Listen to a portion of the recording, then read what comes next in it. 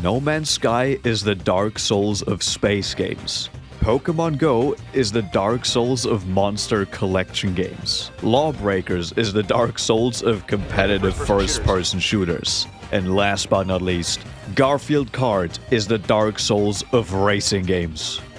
You have probably heard or read this exact phrase 100 times over the past decade. It is often used to arbitrarily describe a game as being difficult, unforgiving, or hard to master, without looking at what elements actually shape the identity of the Dark Souls series.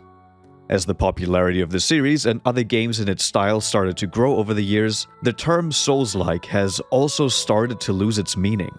The internet is a great place for taking terms and concepts like these and just run off with them until their original meaning gets so muddled that it almost becomes meaningless again. So let me tell you about this Souls-like anime that I've found. And no, it is not Berserk.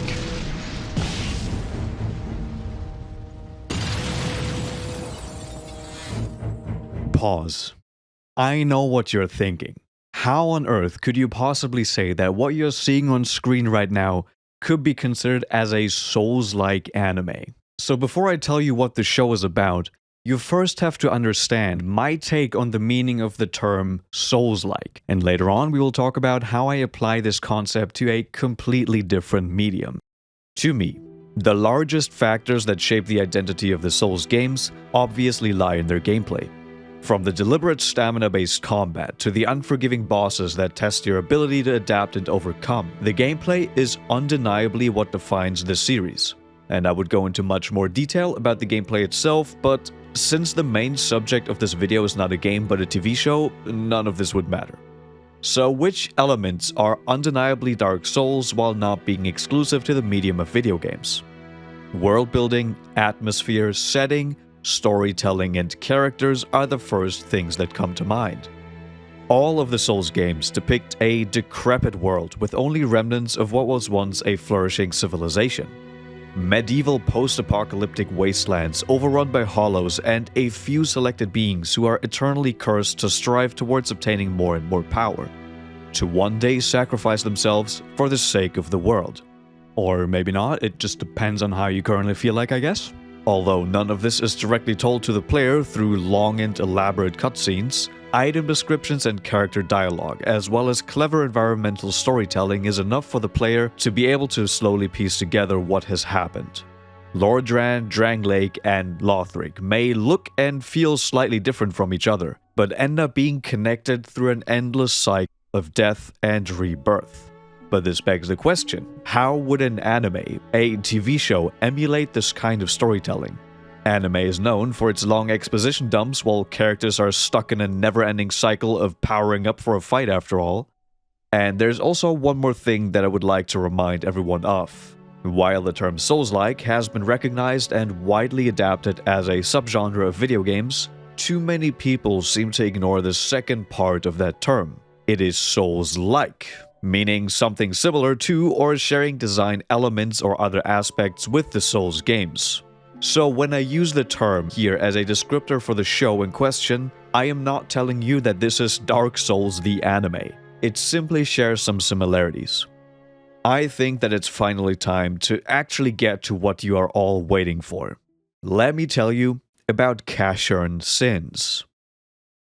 Casshern Sins is a 2008 reboot of a show from 1973 called Casshern, which told a very familiar story of humans creating robots, one of which goes rogue and starts a war against humanity with its own robot army. The original series and its protagonists are very much the Power Ranger, or I guess Super Sentai, superhero archetype, while Casshern Sins, on the other hand, only retains some of its characters, and goes on to tell a way darker and more mature story. And it goes something like this. Our name-giving protagonist, Casshern, is seen fighting against a bunch of unnamed robots in the opening shots of the first episode. There's no dialogue between the characters apart from the screams of a fierce battle, but it quickly becomes apparent that the robots are completely outmatched, and Casshern emerges victorious. Here is where the silence is broken, and a mysterious hooded figure finally starts to explain what is going on. He speaks of something called the Ruin, which is supposedly responsible for the sorry state that the world is currently in. And according to him, Casshern is the one to blame for bringing upon the ruin, as it all started when he killed someone named Luna. Luna, I will kill you. Casshern, however, seems to have no recollection of what has happened or how he ended up here. He suddenly awakes in a lifeless and desolate world after humanity has almost been completely wiped out during a war against the robots. And even said robots have started to decay as the ruin has started to affect their otherwise immortal bodies. But there seems to be a salvation, which could save the robots from their fate of slowly withering away. Kill Casshern. Kill Casshern. Kill Casshern. Whoa there, you've been enjoying the video so far? If so, maybe subscribe and drop me a like. I have a bunch of From Software related content on the channel already and a bunch of other cool projects in the works. So, make sure not to miss out on them. The ruin will never stop. The ruin is inevitable. The ruin will swallow them all. This is the truth and the only future that the robots that inhabit this world have ahead of them. Unless they kill and consume Casshern. Or at least that's what they think.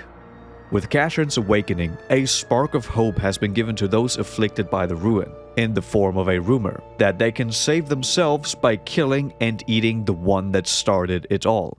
This is why we see hordes of robots attacking our protagonist at the very start of the show. And thus begins Casshern's journey, in search of answers. What happened? Who's this girl named Luna? Why me?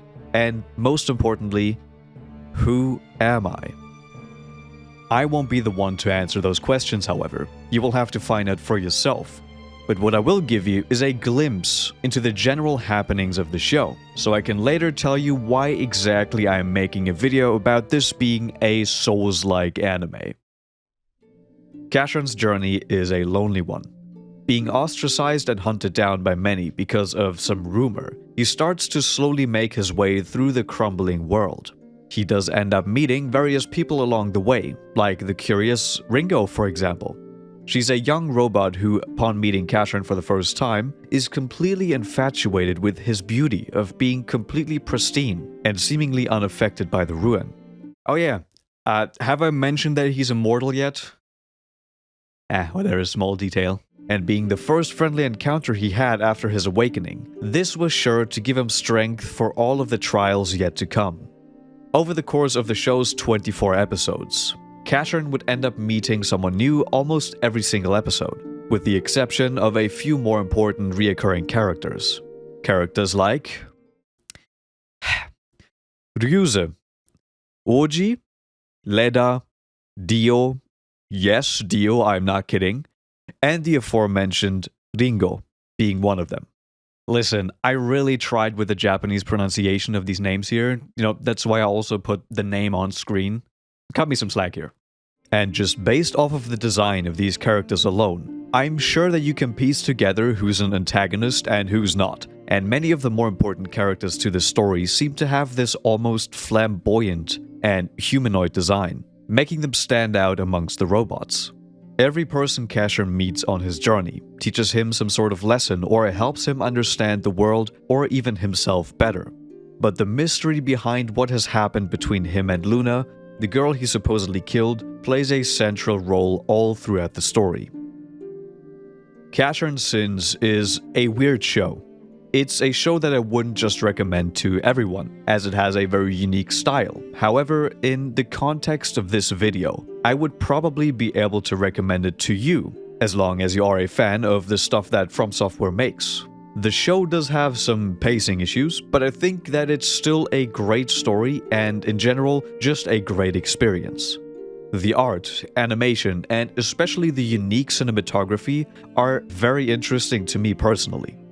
Between some of the intense and great-looking action scenes, we have these quiet and atmospheric shots, showing off characters and the desolate wastelands around them, with no or very minimal dialogue or internal monologue, which is fairly rare for anime, might I add. And if you've been watching this channel, and especially my streams for a while, you'll know that I'm a sucker for some great music in anime and video games. Stop by the streams, by the way, we're having a grand old time there.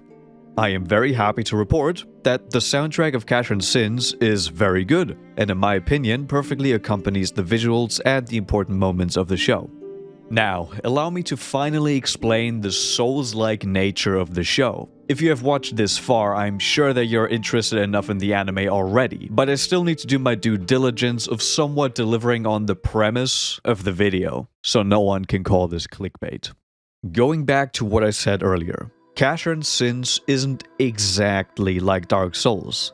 There aren't many direct similarities, so rather than being able to point towards specific elements and say, oh, it's just like Dark Souls, I have to talk about my feelings.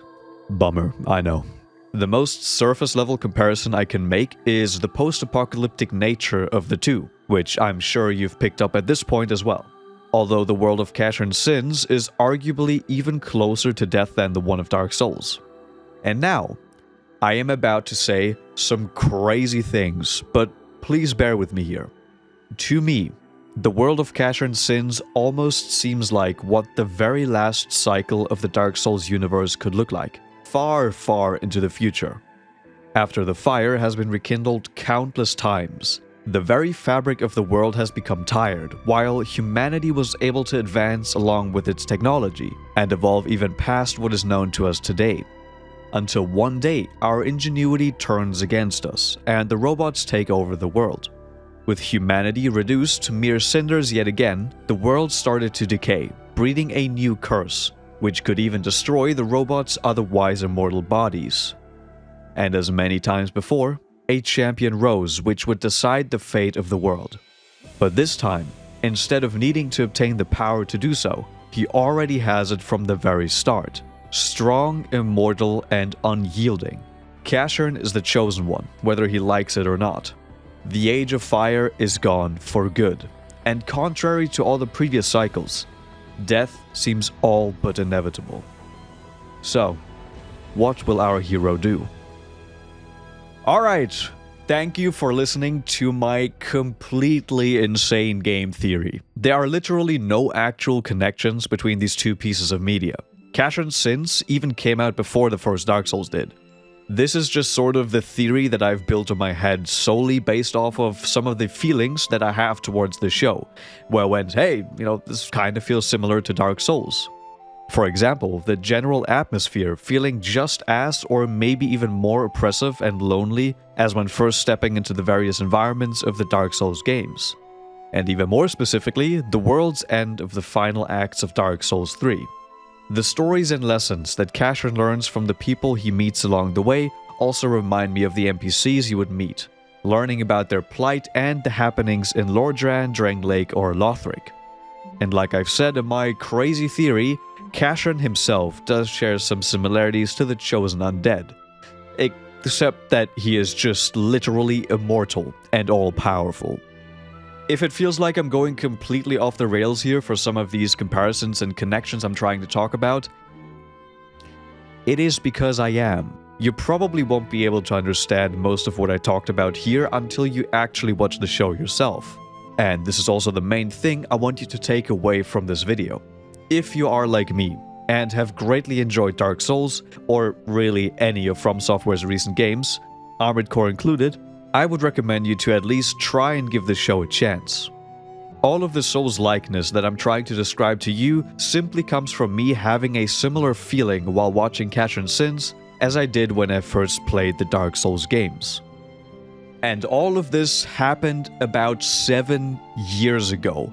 Yes, I first watched the show about 7 years ago, and I've had the idea for making this video since then, and well, here it is. I will end my incoherent ramblings now. I kind of found it weird that in all of my research and while planning this video, that I found almost no content about the show on YouTube. Sure, there were a handful of videos, namely one by Novazone called History of Casshern, Anime's Heartbreaking Robot Hero, which is great by the way, I would highly recommend it. Maybe after watching the show because it talks about the show in its entirety, but it wouldn't take long until I found out why that was maybe the case, why there weren't really any videos on the show. For one, it's a very obscure show, But secondly, they don't want you to show this on YouTube, apparently. Or at least me to show it, because for some reason you can just watch full-on episodes of the show on YouTube. If you type in Casshern Sins right now, you can find, I think, like almost the full season on YouTube. It's just there. And also, I kinda owe you an apology, because this video has been in the making for quite a while. It's been almost a month since my last video, and this was kinda, you know, a mix of YouTube not accepting this video, and, you know, I'm not talking about not being able to monetize it on YouTube. I'm talking about full-on just no one can watch it. It was full-on blocked in every region of the world. So that was one big issue, so I had to rewrite large parts of the script, remake the video, yada yada. And number two, I got the cursed disease that has been ravaging the world for a couple of years now, so I was also not able to record for a while, so that's kind of the reason why this took so long. So I do hope that you enjoyed this video regardless. First of all, a huge shout out to all of my channel members, as seen on screen somewhere. You guys really, it still baffles me that people have been subscribed for, I think, a couple months now at this point. Some people for 4 months, some for 3. I really appreciate this, the support that you guys give me. It really means a lot to me, and consider becoming one yourself, because the channel members get some nice perks. Now that I'm actually not sick anymore, they will get perks.